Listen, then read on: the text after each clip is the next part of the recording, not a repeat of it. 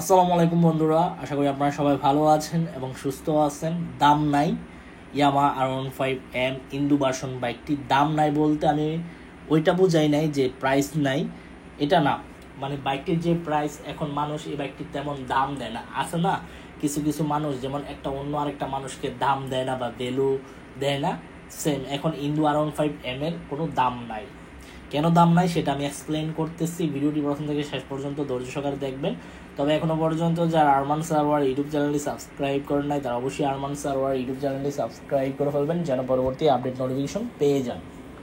Indian R15M বাইকটি ব্যাপক চলতেছে বাংলাদেশের বাজারে, এখনো পর্যন্ত রাজত্ব করতেছে। ইন্ডিয়ান R15M সেলও হচ্ছে বেশি, কারণ বাজেট ফ্রেন্ডলি বিদায় সেল হচ্ছে অনেক বেশি। আর ইন্দু R15M বাজেটের আওতার বাইরে, এই জন্য মানুষ এখন ইন্দু বাইকটা ক্রয় করে না, ইন্ডিয়ান বাইকটি বেশি ক্রয় করে।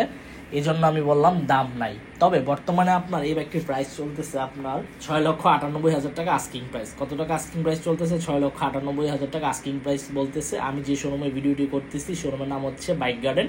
বাইক গার্ডেন শোরুমে আপনার 6,98,000 টাকা প্রাইস বলতেছে। তো আপনারা অবশ্যই জাস্টিফাই করে ক্রয় করতে পারেন। তো এই ইয়ামা R15M বাইকটির বিল্ড কোয়ালিটি পারফরমেন্স খুবই ভালো। ইন্ডিয়ান বাইকের থেকে কিন্তু ইন্দু বাইকের তফাৎ অনেক বেশি, যেমন টায়ারের তফাৎ আছে, ইঞ্জিনের বিল্ড কোয়ালিটির তফাৎ আছে, ইন্ডিকেটরের তফাৎ আছে, হ্যান্ডেলবারের তফাৎ আছে এবং প্লাস্টিকের কোয়ালিটি তফাৎ আছে। আর পায়ের পাদানিতে তফাৎ আছেই, ডিস্কেরও তেমন 19-20 তফাৎ আছে। তো যাই হোক, যারা R15M ইন্দু ভার্সন বাইকটি ক্রয় করতে চান অবশ্যই ক্রয় করতে পারেন। এই ছিল আজকের ভিডিওর আপডেট ইনফরমেশন। আই হোপ আজকের ভিডিওটি আপনাদের ভালো লাগছে।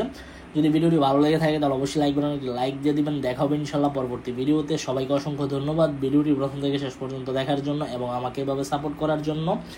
পরবর্তী ভিডিওতে কোন ব্র্যান্ডের বাইকের সম্পর্কে কথা বলবো অবশ্যই কমেন্ট বক্সে কমেন্ট করে জানাবেন এবং আল্লাহ হাফেজ।